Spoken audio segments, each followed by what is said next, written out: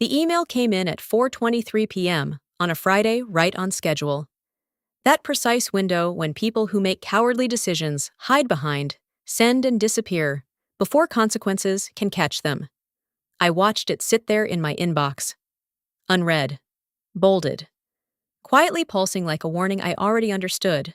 Subject Recompensation Adjustment Review. I didn't open it right away. I took a slow sip of my now cold coffee and leaned back in my chair, scanning the open office of Helixora Systems, a fast-growing tech company in downtown Seattle that smelled like ambition, overpriced espresso, and quiet desperation. To my left, the sales team was celebrating something loud and meaningless. If you're curious about what that email said and what I did that made them lose an $81 million contract, make sure to keep watching and like this video. Don't forget to tell me where you're listening from and what the temperature is there right now. I'll read every single comment. Now, let me tell you what really happened. My name is Erica Lewis. I'm 42 years old, senior contracts and intellectual property analyst, which is corporate code for the person who reads everything no one else bothers to understand. The invisible firewall between brilliance and disaster. I finally clicked the email. Hi, Erica. Thanks for your patience regarding your compensation review. While your performance continues to exceed expectations, due to internal reallocations within legal, your raise was unfortunately not approved this cycle. Let's revisit next quarter. Best. Daniel, HR business partner. I read it once, then again, lost in legal. I almost laughed. I am legal. Or at least, the part of legal that actually keeps this company from signing away its own future. This was the third year in a row. 3 years ago, it was budget uncertainty. 2 years ago, market volatility. Now lost in legal. Meanwhile, I had personally processed a $20,000 retention bonus for a junior developer who had crashed our system twice in a single week. I didn't slam my keyboard. I didn't march to HR. I just sat there, very still. Because what I felt wasn't anger. It was something colder, something sharper, clarity. They didn't see me as leverage. They saw me as furniture reliable, silent, replaceable. And in that exact moment, I realized something they hadn't. They had no idea what I was actually worth. You should know this story is fictional, with support from artificial intelligence to make it more vivid and engaging.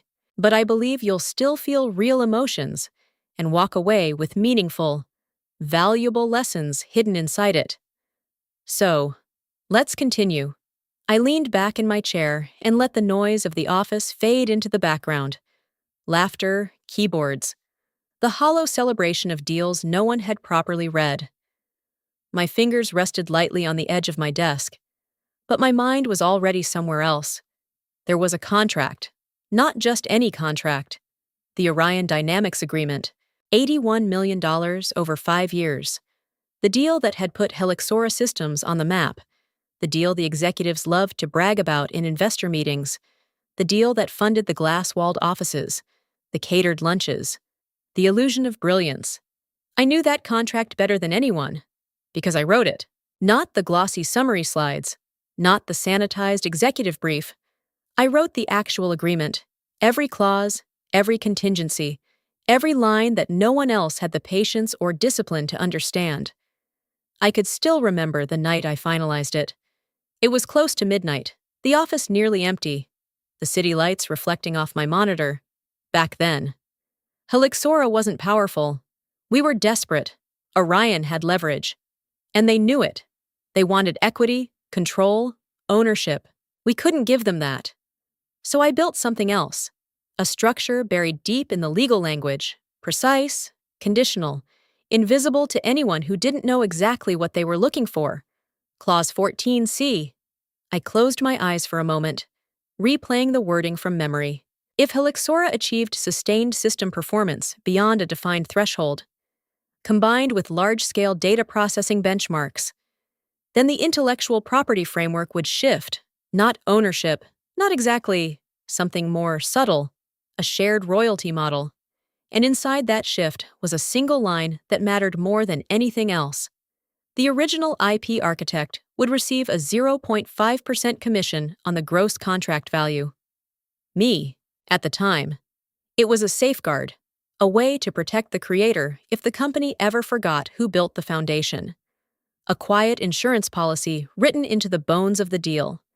No one questioned it, no one pushed back. The executives were too focused on closing.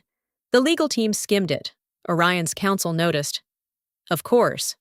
But it didn't hurt them, if anything.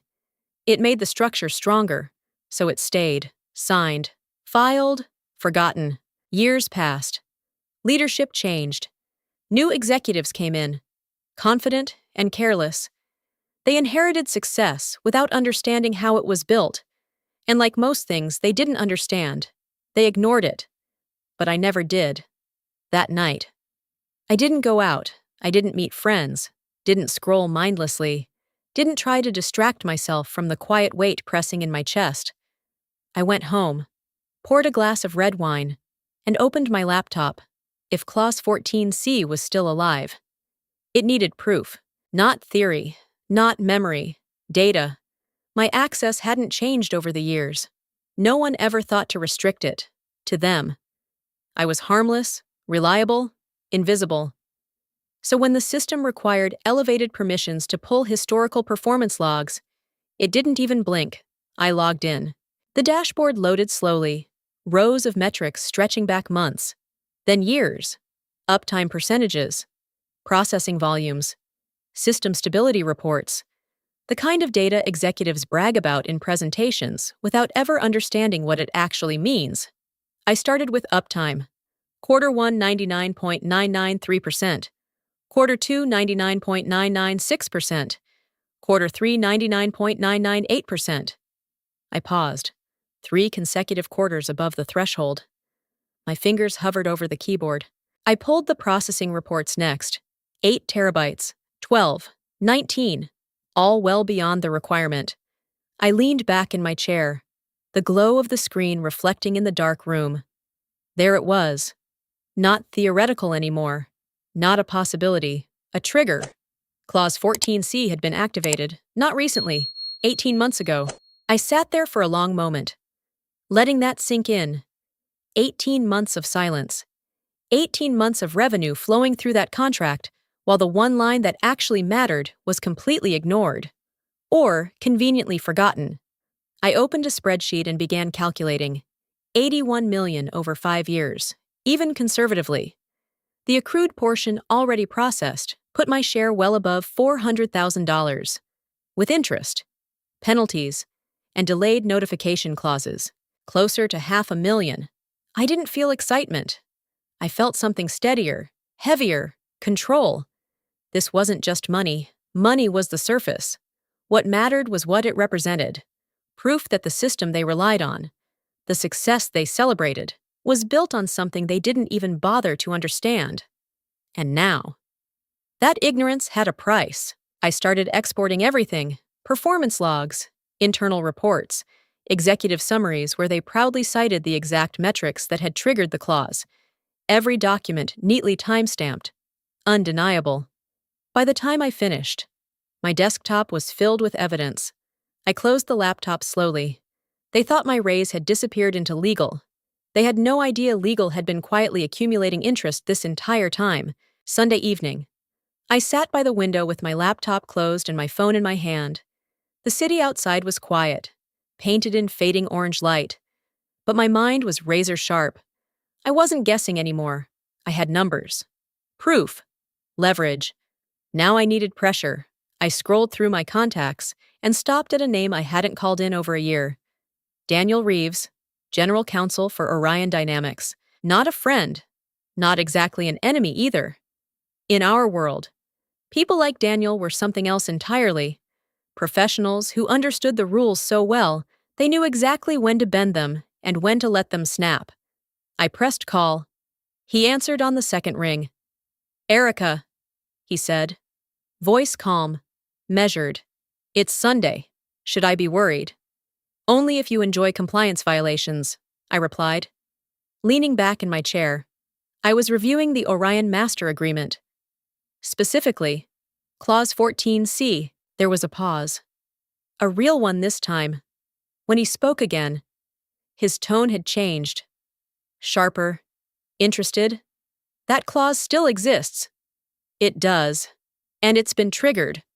Another silence. Heavier now.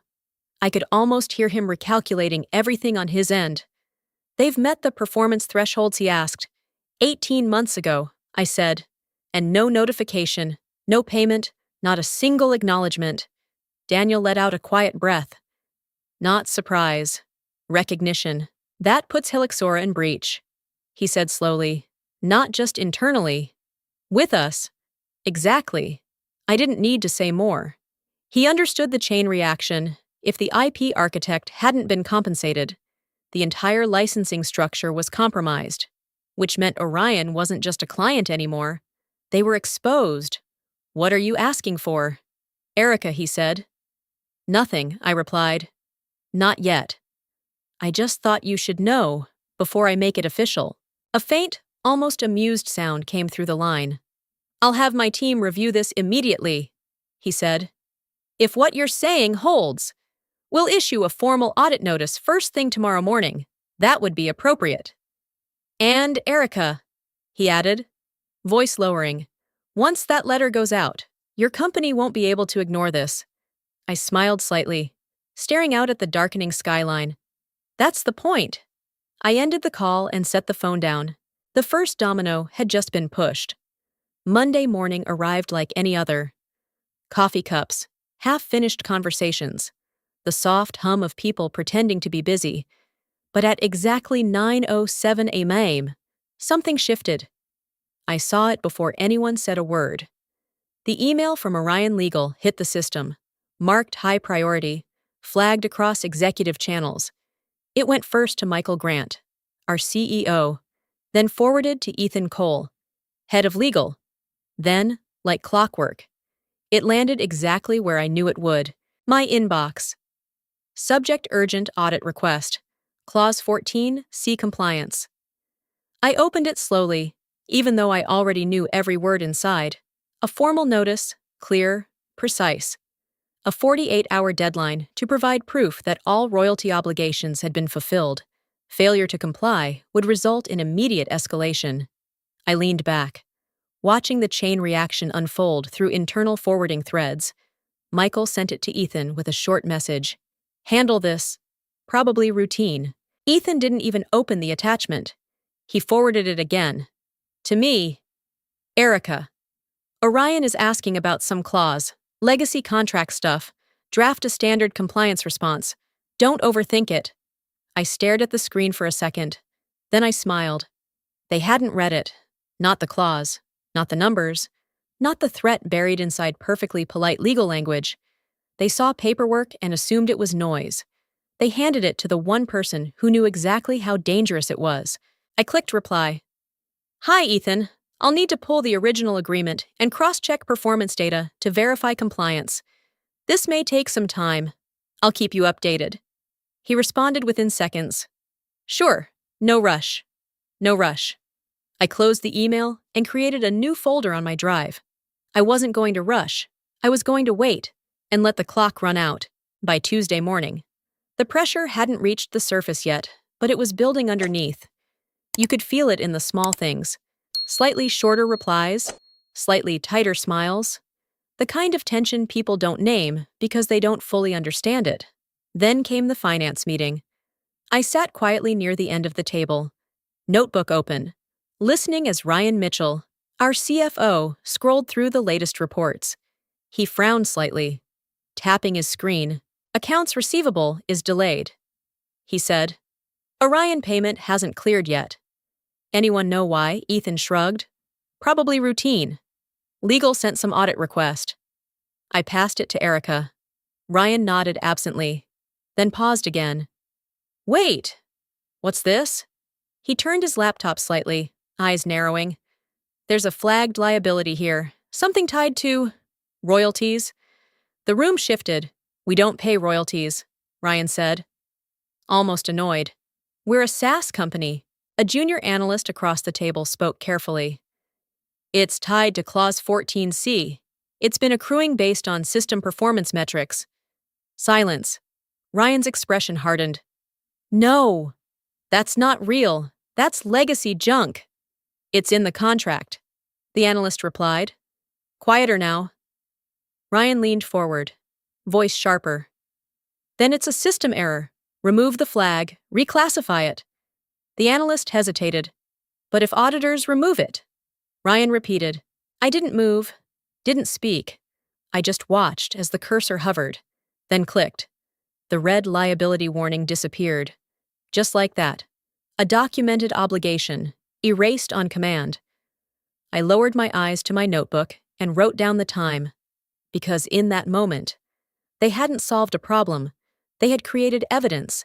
If you think Ryan Mitchell did the right thing by removing the legal liability, comment agree. But if you believe it was reckless and a serious mistake, right big mistake.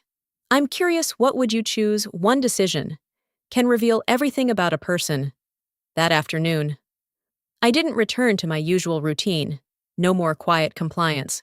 No more pretending this was just another internal issue that would resolve itself. I opened a new encrypted folder on my personal drive and started organizing everything. The HR email denying my raise. Ethan's message telling me to handle the audit. System logs showing the exact moment Clause 14C was triggered.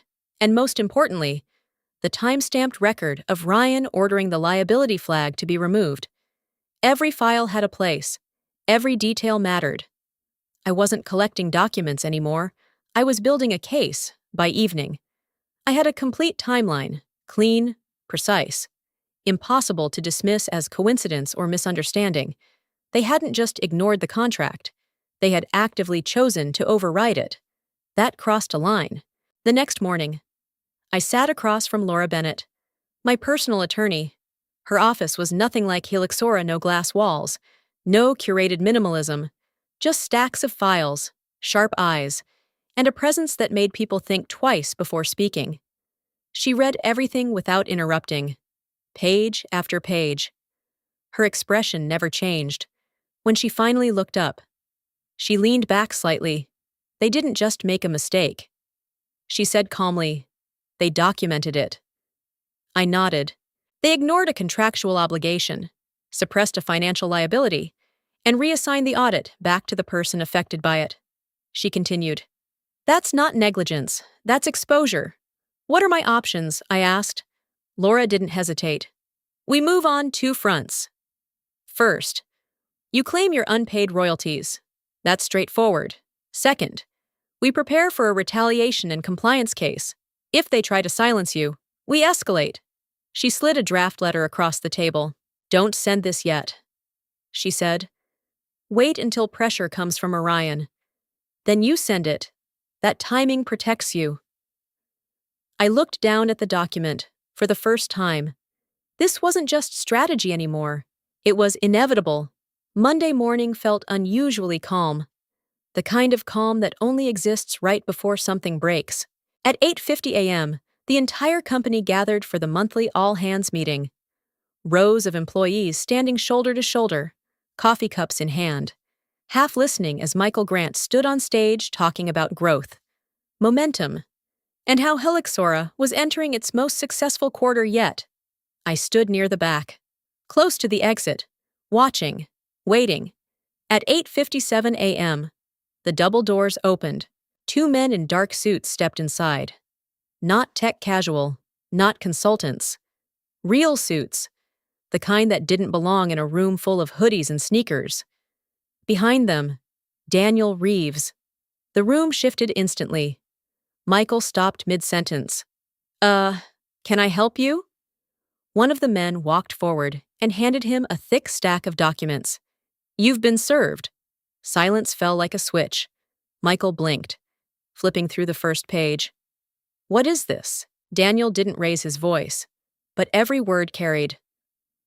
Orion Dynamics is terminating the service agreement effective immediately due to breach of contract. A ripple of shock moved through the crowd.